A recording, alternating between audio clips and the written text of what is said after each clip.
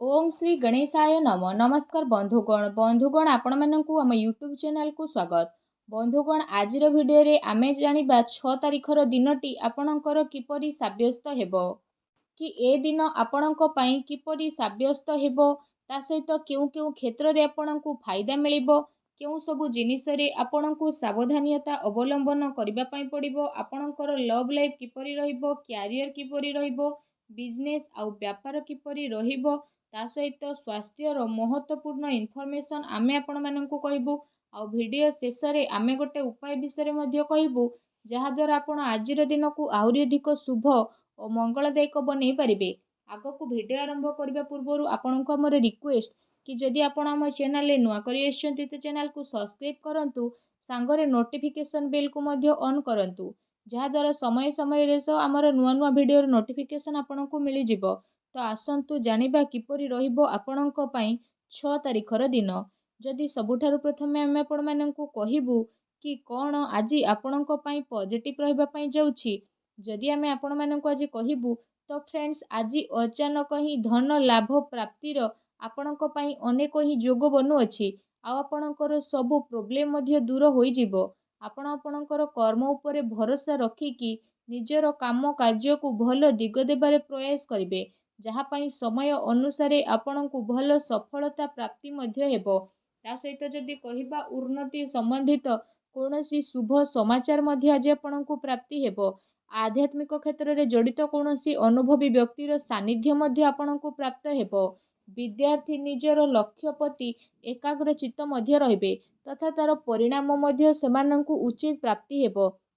ता सहित जदि कहिबा जेउ कार्य पूर्व किछि समय आपणकर अटकी रहितिला होई पारु नथिला से सबु कार्य पूरा हेबार विशेष भाବରେ जोग बनुछि। आपणकर योग्यता एवं प्रतिभा को सुनी लोक माने आपणक सामना को आसीबे निज प्रतिभा रे आपण सफलता आपणकु विजयता प्राप्त करिवो। आपण आपणकर दिनचर्यार विशेष भाବରେ अवलोकन करिवे जहा द्वारा आपणकर व्यक्तित्व रे आश्चर्यजनक निखार देखिबा पई मिलिबो। संतानकर शिक्षा एवं कैरियर आदि संबंधित बड़ परिणाम मध्ये आज आपणकु प्राप्त हेबो। विद्यार्थी को पाठ पढ़ा एवं कैरियर संबंधित समस्यार समाधान हेबो जहा द्वारा सबु स्थिति आपणकु खुशी अनुभव हेबो।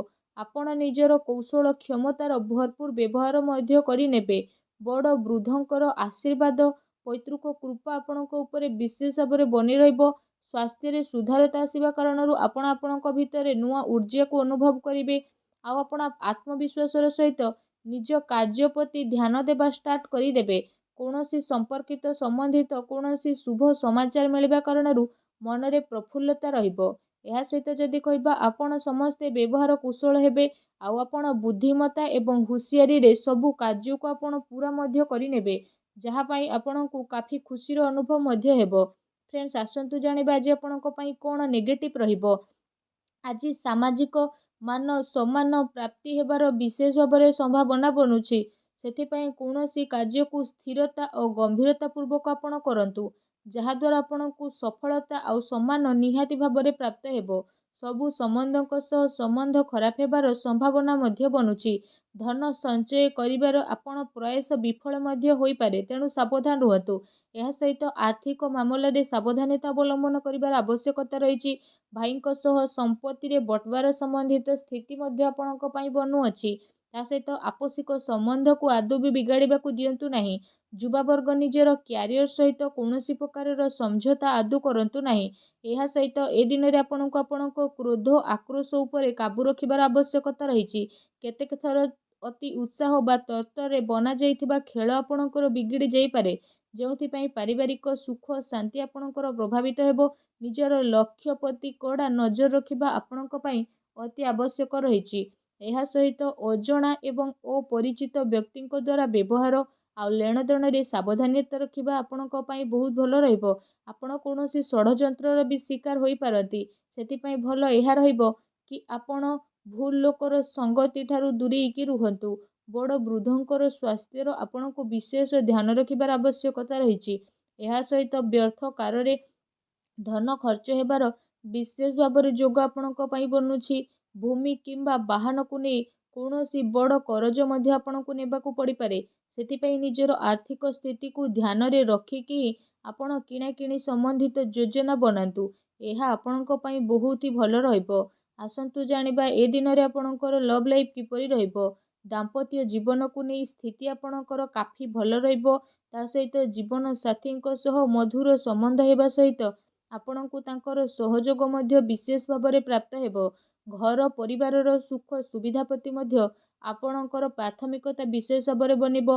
ପତି ପତ୍ନୀଙ୍କ ଭିତରେ ସମ୍ବନ୍ଧ ମଧୁର ରହିବ, କିନ୍ତୁ ସନ୍ତାନଙ୍କର କୌଣସି ଜିଦ୍ଦିପଣ ବା ନକାରାତ୍ମକ ରବୈୟା ଆପଣଙ୍କ ଚିନ୍ତାର ବିଶେଷ ଭାବରେ କାରଣ ବନିବ। ଆସନ୍ତୁ ଜାଣିବା ଆଜି ଆପଣଙ୍କର ବ୍ୟବସାୟୀ କ୍ୟାରିୟର କିପରି ରହିବ। ଫ୍ରେଣ୍ଡସ୍, ବ୍ୟାପାରର ବିସ୍ତାରତା ସମ୍ବନ୍ଧିତ ନୂଆ ସମ୍ଭାବନା ଉପରେ ଆପଣଙ୍କର ବିଚାର ହେବ। ନିଜର ପୁରା ଜୋସ୍ ମାର୍କେଟିଂରେ ତଥା ନିଜର ପ୍ରଡକ୍ଟସର ପ୍ରମୋସନରେ ଆପଣ ଲଗାଇବେ। ଚାକିରିରେ ଉଚ୍ଚ ଅଧିକାରୀ ଆପଣଙ୍କ କାର୍ଯ୍ୟରେ ସନ୍ତୁଷ୍ଟି ରହିବେ, ଆଉ ସହକର୍ମୀଙ୍କର ଆପଣଙ୍କୁ ସହଯୋଗ ମଧ୍ୟ ପ୍ରାପ୍ତ ହେବ। ଏହା ସହିତ କାର୍ଯ୍ୟ ବିସ୍ତାରତାର ଯୋଜନା ସମ୍ପୂର୍ଣ୍ଣ ରୂପରେ ସ୍ଥିତିରେ କାବୁ ଆସିବ, ଆଉ ସେ କାବୁରେ ଆପଣ ଆଗକୁ ବଢ଼ିବେ। ଏହା ସହିତ ଚାକିରିରେ ହାଲକା ଫୁଲକା ପ୍ରୋବ୍ଲେମ୍ ମଧ୍ୟ ଆପଣଙ୍କୁ ଆସିବ, କିନ୍ତୁ ଆପଣ ନିଜର ବୁଦ୍ଧିମତ୍ତା ଆଉ ବିବେକର ସହ ସବୁ ପ୍ରୋବ୍ଲେମର ଉତ୍ତର ମଧ୍ୟ ବହୁତ ହିଁ ଶାନ୍ତିପୂର୍ଣ୍ଣ ରୂପରେ ବାହାର ମଧ୍ୟ କରିନେବେ। ଏହାଦ୍ୱାରା କୌଣସି ବଡ଼ ଅଧିକାରୀ ବା ରାଜନୀତି ବ୍ୟକ୍ତିଙ୍କ ସହ ଆପଣଙ୍କ ସାକ୍ଷାତ କାରଣରୁ ଆପଣଙ୍କ କାର୍ଯ୍ୟ ବହୁତ ହି ଆସାନୀରେ ବନିଯିବ। କେତେ ସାରା ମାମଲାରେ ଆପଣଙ୍କର ସ୍ୱାଭିମାନ ଆପଣଙ୍କ ଉନ୍ନତିରେ ବାଧକ ମଧ୍ୟ ବନିପାରେ। ସେଥିପାଇଁ ଆପଣ ନିଜର ବ୍ୟବହାରକୁ ଟିକେ ଶାନ୍ତ କରିକି ରଖନ୍ତୁ। ଏହା ଧ୍ୟାନ ରଖିବା ଆପଣଙ୍କ ପାଇଁ ଅତି ଆବଶ୍ୟକତା ରହିଛି। ଆପଣଙ୍କର କୌଣସି ମହତ୍ତ୍ୱପୂର୍ଣ୍ଣ ବ୍ୟବସାୟିକ ଗତିବିଧି ମଧ୍ୟ ଏ ଦିନରେ ଲିକ୍ ହୋଇପାରେ। କର୍ମଚାରୀଙ୍କର ଗତିବିଧି ଉପରେ ଆପଣ ବିଶେଷ ନଜର ରଖନ୍ତୁ। ତା ସହିତ ଶୀଘ୍ର ସ୍ଥିତି ଆପଣଙ୍କ କାବୁରେ ଆସିବ। ସେଥିପାଇଁ ଆପଣ ପୁରା ଜୋସ୍ର ସହିତ ନିଜର କାର୍ଯ୍ୟ ପ୍ରତି ଏକାଗ୍ର ଚିତ୍ତ ରୁହନ୍ତୁ। ଫ୍ରେଣ୍ଡସ୍, ଆସନ୍ତୁ ଜାଣିବା ଆପଣଙ୍କ ପାଇଁ ସ୍ୱାସ୍ଥ୍ୟର ସ୍ଥିତି କିପରି ରହିବ। ଯଦି କହିବା ଅତ୍ୟଧିକ ପରିଶ୍ରମ କାରଣରୁ ଥକାପଣ ଏବଂ କଷ୍ଟ ଭଳି ସମସ୍ୟା ଆପଣଙ୍କର ବିଶେଷ ଉତ୍ପନ୍ନ ହେବ। ତା ସହିତ ଅଧିକ ଗରିଷ୍ଠ ବା ତୈଳଯୁକ୍ତ ଖାଦ୍ୟ ଖାଇବାଠାରୁ ଆପଣ ବିଶେଷ ଭାବରେ ଦୂରେଇକି ରୁହନ୍ତୁ। ଅନ୍ୟଥା ପେଟ ସମ୍ବନ୍ଧିତ ସମସ୍ୟା ଆପଣମାନଙ୍କୁ ବିଶେଷ ଭାବରେ ଦେଖାଦେବ। ସେଥିପାଇଁ ଆପଣ ସୁପାଚ୍ୟ ଭୋଜନ କରନ୍ତୁ। ଏହା ସହ ନିଜ ସ୍ୱାସ୍ଥ୍ୟକୁ ଭଲ ରଖିବା ପାଇଁ ଆପଣ ପ୍ରତ୍ୟେକ ଦିନ ଯୋଗ କରନ୍ତୁ, ବ୍ୟାୟାମ କରନ୍ତୁ ଏବଂ ସୁସ୍ଥ ରୁହନ୍ତୁ। ଫ୍ରେଣ୍ଡସ୍, ଆସନ୍ତୁ ଜାଣିବା ଆଜି ଆପଣଙ୍କ ପାଇଁ କ'ଣ ବିଶେଷ ଉପାୟ ରହିଛି। ଫ୍ରେଣ୍ଡସ୍, ଆଜି ଆପଣ ବିଶେଷ ଭାବରେ ରୁଟିକୁ ଗାଈକୁ ଖାଇବାକୁ ଦିଅନ୍ତୁ। ଗାଧେଇ ସାରିବା ପରେ ଆଦିତ୍ୟ ହୃଦୟ ସ୍ତୋତ୍ର ପାଠ କରନ୍ତୁ। ଏପରି କରିବା ଦ୍ୱାରା ଭଗବାନ ଶନିଦେବଙ୍କର ବିଶେଷ କୃପା ଆପଣଙ୍କୁ ପ୍ରାପ୍ତ ହେବ। ଯାହା ବି ଆପଣଙ୍କ ଜୀବନରେ ପ୍ରୋବ୍ଲେମ୍ ଚାଲିଛି, ସବୁ ପ୍ରୋବ୍ଲେମର ଅନ୍ତ ହେବ ଏବଂ ଆପଣଙ୍କୁ ଶୀଘ୍ର ହିଁ ଶୁଭ ଫଳର ପ୍ରାପ୍ତି ହେବ। ଆଉ ଆପଣଙ୍କର ସବୁ କାର୍ଯ୍ୟ ବହୁତ ହି ଆସାନରେ ମଧ୍ୟ ବନିଯିବ। ଭଗବାନ ସୂର୍ଯ୍ୟଦେବଙ୍କର ଆଶୀର୍ବାଦ ଆପଣଙ୍କୁ ପ୍ରାପ୍ତ ହେଉ। ସଚ୍ଚା ଦିଲରେ କମେଣ୍ଟ ବକ୍ସରେ ଜୟ ସୂର୍ଯ୍ୟଦେବ ବୋଲି ଅବଶ୍ୟ ଲେଖନ୍ତୁ ଓ ଭିଡ଼ିଓକୁ ଲାଇକ୍ କରିବା ପାଇଁ ଆଦୌ ବି ଭୁଲନ୍ତୁ ନାହିଁ। ଧନ୍ୟବାଦ।